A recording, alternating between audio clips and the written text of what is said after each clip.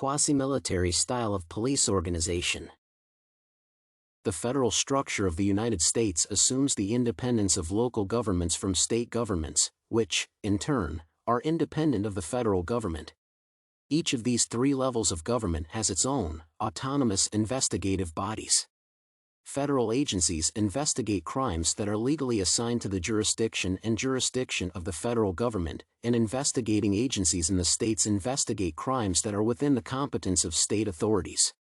In the United States, there is no national ministry with the functions of the main headquarters of the police forces, as well as the federal police as such, that is, the central agency endowed with traditional police functions. Each state, large city, and smaller settlement has its police department, independent of the others. All government agencies with the power to conduct operational and investigative work, arrests, searches and seizures, initiation and prosecution, are referred to in the United States as law enforcement agencies.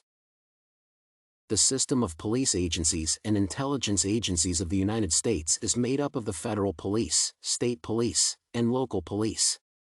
The federal police, which is part of most federal ministries and departments, operates based on federal law and includes Police Department of Justice, Special Federal Police for the protection of the U.S. Capitol, the Parliament Building, and the residence of the U.S. President.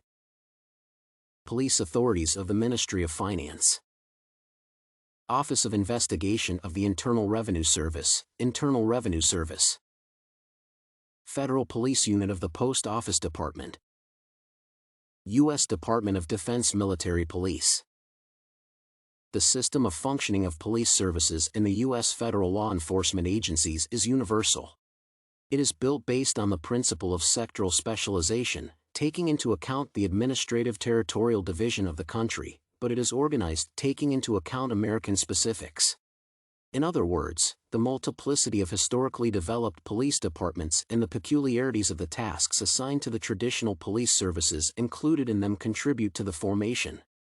This principle underlies the organization and activities of all parts of the United States police system, regardless of the departmental affiliation of a particular police agency, both at the federal and regional levels. State police includes the State Police Department, State Security, and other police units. Based on the above analysis of the functions and structure of the police, it can be concluded that a quasi-military organization cannot be present in it. However, this is not true since the police are more of a mixed character. The fact is that the main difference between a quasi-military organization and other ones is the presence of weapons among its members and clear tasks in the implementation of which force can be used. It makes sense to turn to the past of the United States, where the first police department was created in 1844. Early police departments used the London Metropolitan Police as a model.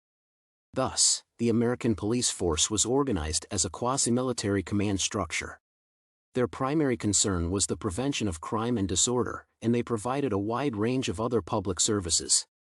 Another important difference between this type of organization is its control over a single body of government, that is, a semblance of an army. At the moment, each state has a separate police department, which does not allow the police to be considered a quasi-military organization. However, in the event of a need for structural reform or the advent of wartime, the police can be reorganized into a quasi-military organization without losing its functions and effectiveness. Nonetheless, it should be noted that quasi-military organizations have a large number of shortcomings that explain their undesirability in society. First of all, such a structure leads to an increase in cruelty and aggression in society, as well as to a vivid expression of xenophobia.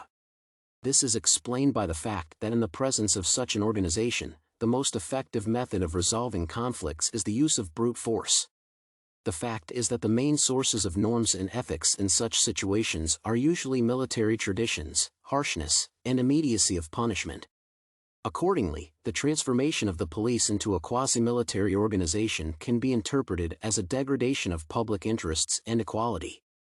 In addition, it is worth noting the disappearance of the Institute of Detectives since the power over the police in such a structure is centralized.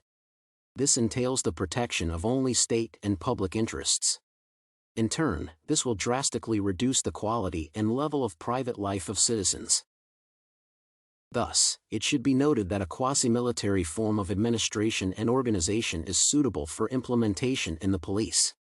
Nevertheless, the shortcomings and negative consequences for society and the state are large-scale, and accordingly, such a reformation is undesirable. At the same time, the quasi-military structure ignores private interests, which leads to the disappearance of the institution of detectives. The combination of these consequences will cause serious damage to the lives of citizens, both in the sphere of private life and interests and in common values and the level of humanism.